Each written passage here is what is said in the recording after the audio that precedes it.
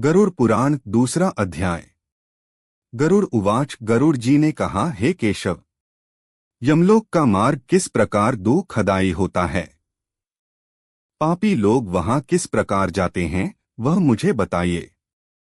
श्री भगवानुवाच। श्री भगवान बोले, हे गरुड़, महान दुख प्रदान करने वाले यम मार्ग के विषय में मैं तुमसे कहता हूँ। मेरा भक्त होने पर भी तुम उसे सुनकर कांप उठोगे। यममार्ग में वृक्ष की छाया नहीं है जहां प्राणी विश्राम कर सके। उस यममार्ग में अन्न आदि भी नहीं है जिनसे कि वह अपने प्राणों की रक्षा कर सके। हे खग, वहां कहीं जल भी नहीं दिखता जिसे अत्यंत त्रिशातुर वह जीव पी सके। वहां प्रलयकाल की भांति बारहों सूर्य तपते रहते हैं। उस मार्ग में जाता हुआ पापी कभी बर्फीली हवा से पीड़ित होता है तथा कभी कांटे चुभते हैं और कभी महाविषधर सर्पों के द्वारा डसा जाता है। वह पापी कहीं सिंहों, व्याघ्रों और भयंकर कुत्तों द्वारा खाया जाता है, कहीं बिच्छुओं द्वारा डसा जाता है और कहीं उसे आग से जलाया जाता है। तब कहीं अति भयंकर महान असिपत्रवन नामक नरक में वह पहुंचता है, जो 2000 योजन विस्तार वाला कहा गया है। वह वन कौओं, उल्लुओं, वटों, पक्षी विशेषों, गीधों, सर्गों तथा डांसों से व्याप्त है। उसमें चारों ओर दावाग्नि व्याप्त है। असिपत्र के पत्तों से वह जीव उस वन में छिन्न भिन्न हो जाता है। कहीं अंधे कुएं में गिरता है, कहीं विकट पर्वत से गिरता है, कहीं छुरे की धार पर चलता है तो कहीं कीलों के ऊपर चलता है। कहीं घने अंधकार में गिरता है, कहीं उग्र भय उत्पन्न करने वाले जल में गिरता है, कहीं जोंकों से भरे हुए कीचड़ में गिरता है तो कहीं जलते हुए कीचड़ में गिरता है। कहीं तपी हुई बालुका से व्याप्त और कहीं धधकते हुए ताम्रमय मार्ग, कहीं अंगार की राशि और कहीं अत्यधिक धुएं से भरे हुए मार्ग पर उसे चलना पड़ता है। कहीं अंगार की वृष्टि होती है, कहीं बिजली गिरने के साथ शिलावृष्टि होती है, कहीं रक्त की, कहीं शस्त्र की और कहीं गर्म जल की वृष्टि होती है। कहीं खारे कीचड़ की वृष्टि होती है। मार्ग में कहीं गहरी खाई है, कहीं पर्वत शिखरों की चढ़ाई है और कहीं कंदराओं में प्रवेश करना पड़ता है। वहां मार्ग में कहीं घना अंधकार है तो कहीं दुख से चढ़ी जाने योग्य शिलाएं हैं, कहीं मवाद, रक्त तथा विष्ठा से भरे हुए तालाब हैं। यम मार्ग के बीचों बीच अत्यंत उग्र और घोर वैतरणी नदी बहती है। वह देखने पर दुखदायिनी हो तो क्या आश्चर्य। उसकी वार्ता ही भय पैदा करने वाली है। वह 100 योजन चौड़ी है, उसमें पूय, पीबमवाद और शोणित रक्त बहते रहते हैं।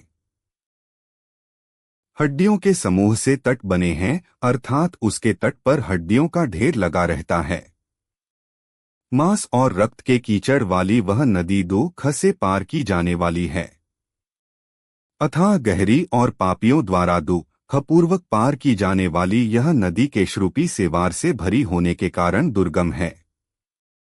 वह विशालकाय ग्राहों, घड़ियालों से व्याप्त है और सैकड़ों प्रकार के घोर पक्षियों से आवृत है। हे गरुड़, आए हुए पापी को देखकर वह नदी ज्वाला और धूम से भरकर कड़ाह में रखे घृत की भांति खौलने लगती है। वह नदी सुई के समान मुख वाले भयानक कीड़ों से चारों ओर व्याप्त है। वज्र के समान चोंच वाले बड़े बड़े गीध एवं कौओं से घिरी हुई है। वह नदी शिशुमार, मगर, जोंक, मछली, कछुए तथा अन्य मांसभक्षी जलचर जीवों से भरी पड़ी है। उसके प्रवाह में गिरे हुए बहुत से पापी रोते चिल्लाते हैं और हे भाई, हाँ पुत्र, हाँ तात, इस प्रकार कहते हुए बार बार विलाप करते हैं। भूख और प्यास से व्याकुल होकर पापी जीव रक्त का पान करते हैं। वह नदी झागपूर्ण रक्त के प्रवाह से व्याप्त, ममहाघोर, अत्यंत गर्जना करने वाली, देखने में दुख पैदा करने वाली तथा भयावह है।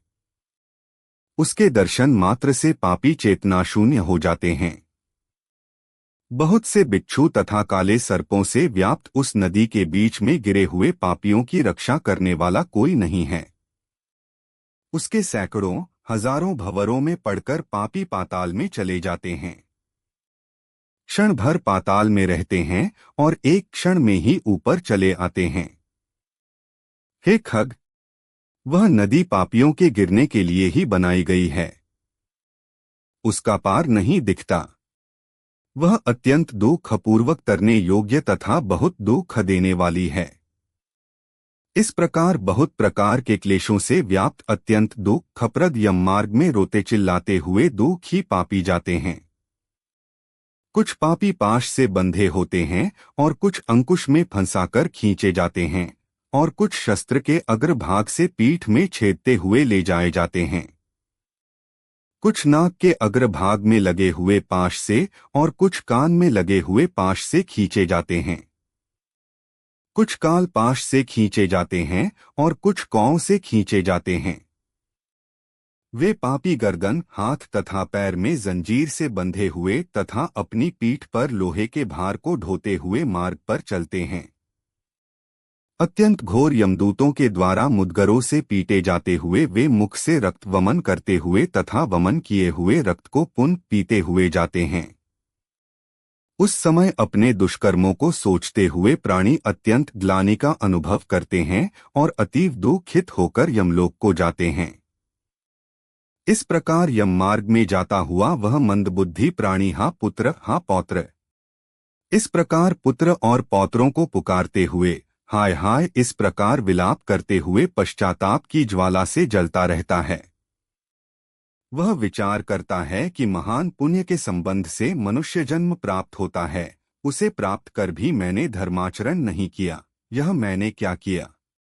मैंने दान दिया नहीं, अग्नि में हवन किया नहीं, तपस्या की नहीं, देवताओं की भी पूजा की नहीं, विधि विधान से तीर्थ सेवा की नहीं। अत हे जीव, जो तुमने किया है उसी का फल भोगो। हे देही, तुमने ब्राह्मणों की पूजा की नहीं, देव नदी गंगा का सहारा लिया नहीं, सत्पुरुषों की सेवा की नहीं, कभी भी दूसरे का उपकार किया नहीं, इसलिए हे जीव, जो तुमने किया है अब उसी का फल भोगो। मनुष्यों और पशु पक्षियों के लिए जलहीन प्रदेश में जलाशय का निर्माण किया नहीं।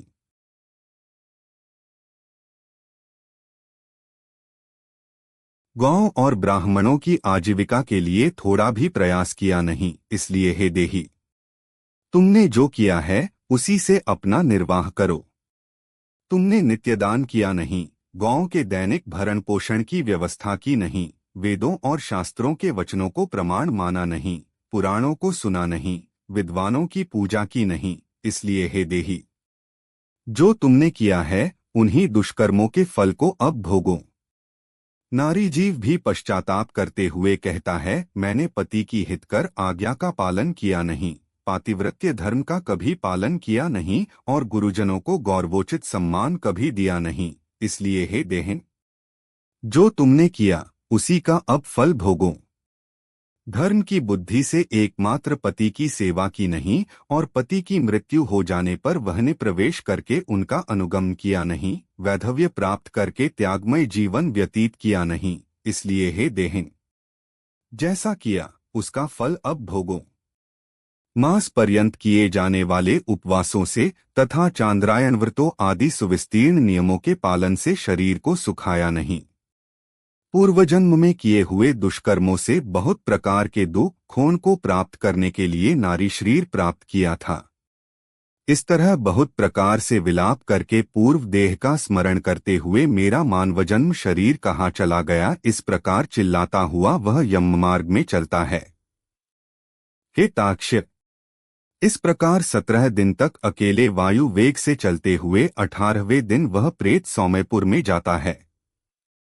उस रमणीय श्रेष्ठ सौम्यपुर में प्रेतों का महान गण रहता है। वहां पुष्पभद्रा नदी और अत्यंत प्रिय दिखने वाला वटवृक्ष है। उस पुर में यमदूतों के द्वारा उसे विश्राम कराया जाता है। वहां दुखी होकर वह स्त्री पुत्रों के द्वारा प्राप्त सुखों का स्मरण करता है।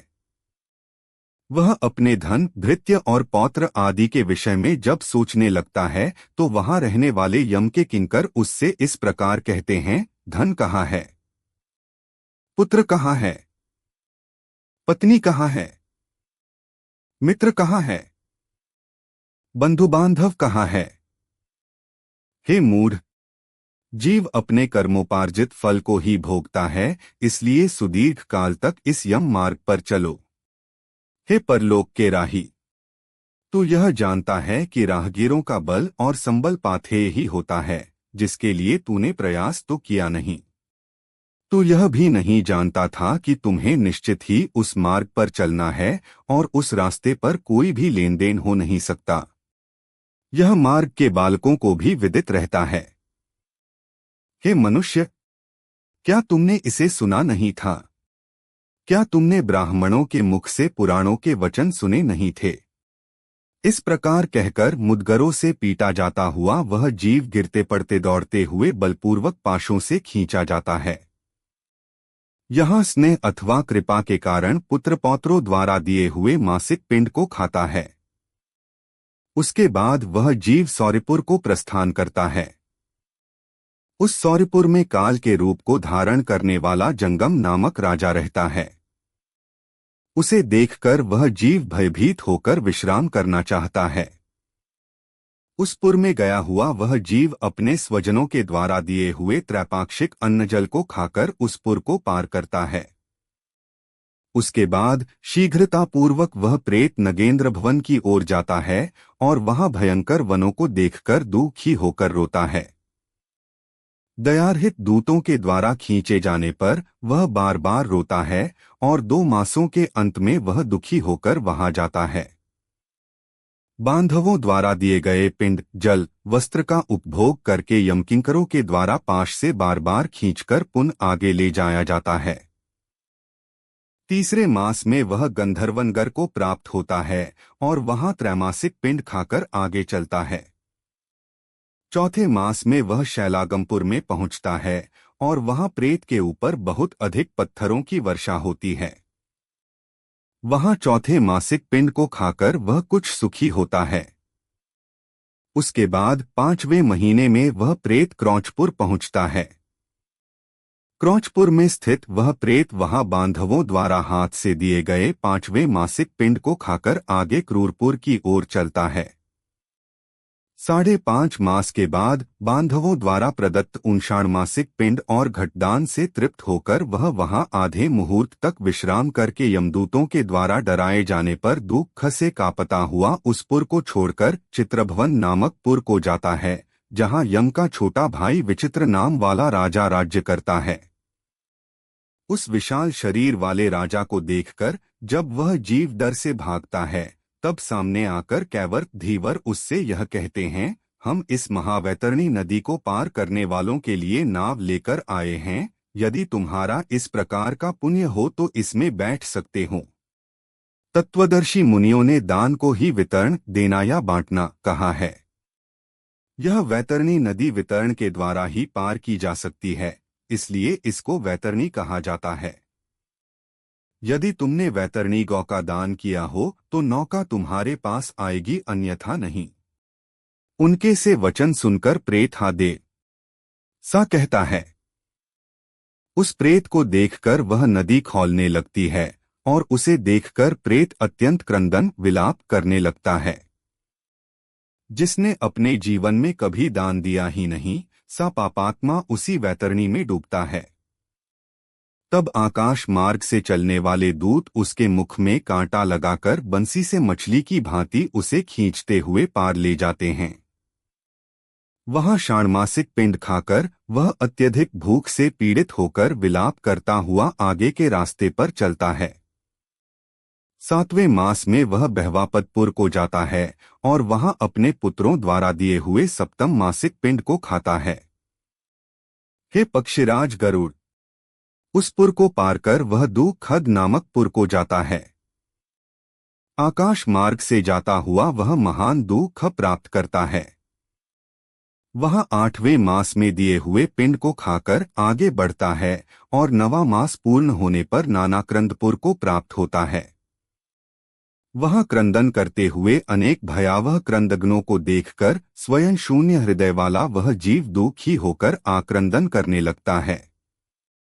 उस पुर को छोड़कर वह यमदूतों के द्वारा भयभीत किया जाता हुआ 10वें महीने में अत्यंत कठिनाई से सुतप्तभवन नामक नगर में पहुंचता है। वह पुत्रादि से पिंडदान और जलांजलि प्राप्त करके भी सुखी नहीं होता।